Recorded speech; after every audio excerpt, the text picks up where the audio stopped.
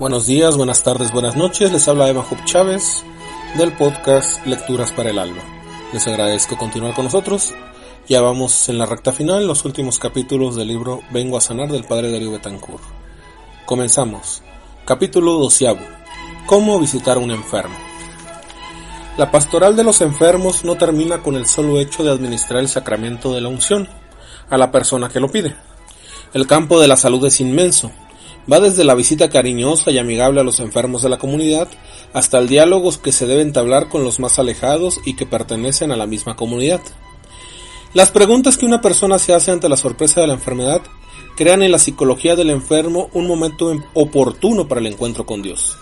Las personas que visitan a los enfermos deben ser muy cuidadosas en el diálogo para no presionar de ninguna manera al enfermo a través de miedos o temores. Muchas veces no sabemos sobre qué dialogar. Lo más importante en el diálogo es hacer comprender al enfermo que Dios lo ama y que la enfermedad tiene algún fin que quizás no entendemos, pero que a su momento debido lo comprenderemos. Sería muy conveniente recorrer con el enfermo los 3 posibles motivos del sufrimiento y del dolor que habló el Papa Juan Pablo II en su exhortación Salvifici Doloris sobre el dolor humano. Véase capítulo 2. Haciendo énfasis en el sufrimiento como prueba de fe que lleva a una conversión o entrega total al Señor, más bien como un castigo por el en vez de un castigo como el pecado. Es muy importante ser muy delicado en este último aspecto, porque el trauma de la enfermedad podría agregarle un trauma de culpabilidad. Los equipos de personas que se van formando para orar y visitar enfermos deben poner atención al trabajo de contacto que debe realizarse con el personal del hospital, médicos, enfermeras, personal de la administración y hasta con personas que tienen posiciones humildes como los porteros, vigilantes y el personal de aseo. 2. Los parientes del enfermo, que necesitan una atención especial. Y 3. El enfermo en sí mismo, que es el primero que necesita ser visitado y ayudado. Veamos cada parte separadamente. 1. Ministerio en el hospital. Ante todo hay que tener un gran respeto por las creencias religiosas de los enfermos y de los que trabajan en el hospital y, en colaboración con ellos, se debe hacer programas de promoción humana y de promoción religiosa. En el aspecto de la promoción humana hay que ayudar al enfermo a enfrentar el futuro que se le presente con sus problemas personales, familiares y sociales. En el aspecto de la promoción religiosa se debe comenzar a proclamar a Jesucristo por medio de celebraciones, novenarios, fiestas del lugar, etc. En los diferentes dormitorios, salones y edificios del hospital, los mismos enfermos son los primeros en querer colaborar y asistir, como también los parientes de los enfermos y quienes los ayudan y asisten al hospital. De una manera muy especial se debe programar y preparar con una buena catequesis el día y lugar para celebrar el sacramento de la unción de los enfermos, haciendo énfasis en que es un sacramento para curación. Estas celebraciones comunitarias ayudan a sanar la soledad que sufren los enfermos, en la mayoría de los casos, y beneficiar también a las personas que están presentes visitando a los enfermos, siendo motivo de un acercamiento a Dios al palpar su presencia por medio de un clima de amor y fraternidad. Número 2. Ministerio con los familiares. Personalmente creo que los parientes del enfermo deben ser notificados de la enfermedad y posible gravedad de muerte de su ser querido. Este momento es oportuno para llevar a los parientes a que hagan una oración generosa. Es necesaria una nueva catequesis acerca de la necesidad de hacer una oración. Véase capítulo 6 sobre el tema la oración generosa. La oración que los parientes hacen por su querido enfermo es fuente de mucha curación. Por esta razón, en el trabajo con ellos se debe enseñar y practicar la oración generosa todos los días. Es decir, hacer que los parientes hagan con el enfermo un tratamiento de oración generosa. Es importante que se abran al carisma de la oración de los unos con los otros. Un buen equipo de oración por los enfermos no solo ora con ellos, sino que enseña a orar y a que lo sigan haciendo los parientes, algo así como el médico de las primeras medicinas, y el enfermo debe continuar por su cuenta en su casa el tratamiento. Un punto clave en este ministerio es llevar a los parientes a una reconciliación con el familiar enfermo. Los miembros de la familia a veces se han causado heridas ofendiéndose los unos a los otros. Esta circunstancia de la enfermedad es un momento oportuno para reconciliarse. A los miembros de la familia que ya se han perdonado se les debe dar un seguimiento para que lleguen a la plenitud de sanación interior. Número 3. Ministerio con el enfermo. En la visita a un enfermo deben observarse los siguientes puntos. 1. Hacer ambiente de oración. Recordemos lo que hizo Jesús cuando fue a resucitar a la hija de Jairo. No dejó que la acompañara más que Pedro, Santiago y Juan, el hermano de Santiago, y al llegar a la casa del jefe de la sinagoga, vio el alboroto de la gente que gritaba y lloraba. Entonces les dijo: ¿por qué hacen tanto ruido y lloran así? La niña no está muerta, sino dormida. Pero se rieron de él. Entonces Jesús les hizo salir a todos y llamó al padre, a la madre y a los que iban con él, y entró donde estaba la niña. Ver Marcos 5, del 37 al 40. Al orar para resucitar a la pequeña, nótese claramente cómo el Señor Jesús escoge un grupo de personas, no a todos, y cómo al ver el alboroto de la casa con la gente que gritaba y lloraba, hizo salir a los demás.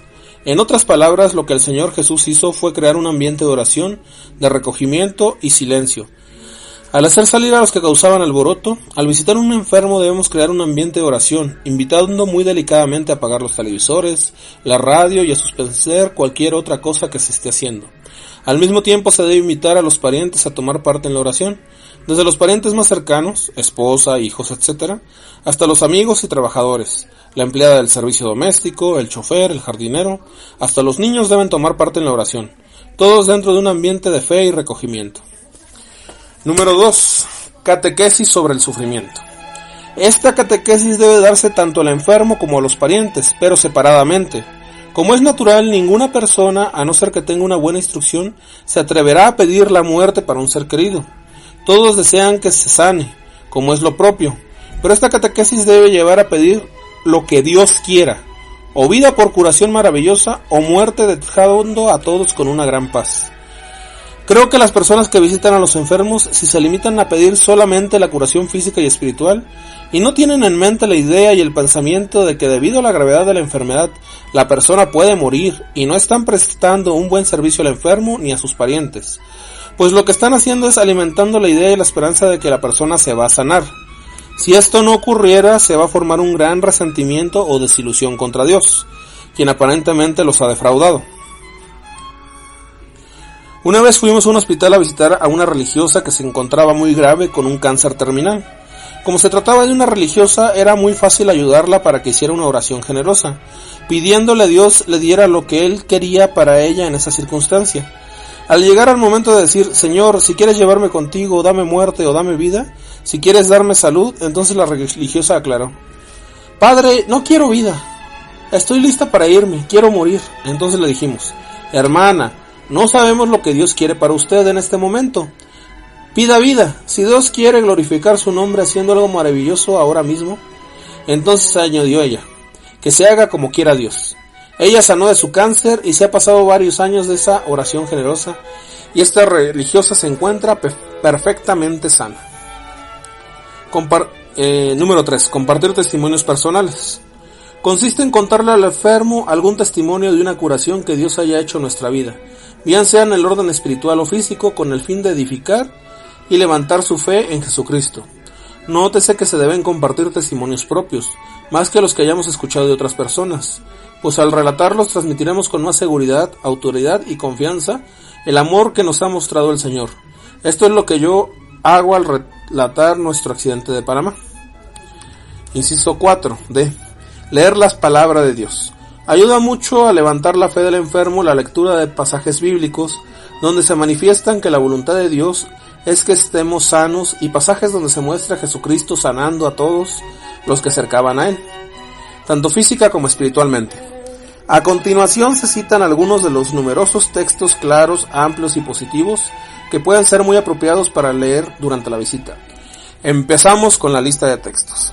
Éxodo capítulo 15 versículos 23 al 26, Deuteronomio 7 del 12 al 15, Isaías 53 del 4 al 5, Mateo 8 del 16 al 17, Mateo 15 del 29 al 31, Lucas 4 del 16 al 21, Juan 14 del 12 al 14, Santiago 5 del 14 al 16, Éxodo 23 del 20 al 25, Salmo 103 de la Biblia, 102 de la liturgia, versículo 3, Jeremías 17, versículo 14, Mateo 17, versículo 14, Mateo 10, versículos 7 al 8, Marcos 6, 55 al 56, Lucas 10, 5 al 17, Hechos 3 del 1 al 10, Números capítulo 21 del 4 al 10, Salmo 107 de la Biblia, 106 de la liturgia, del 17 al 21, Mateo 4, 23, Mateo 12, 15,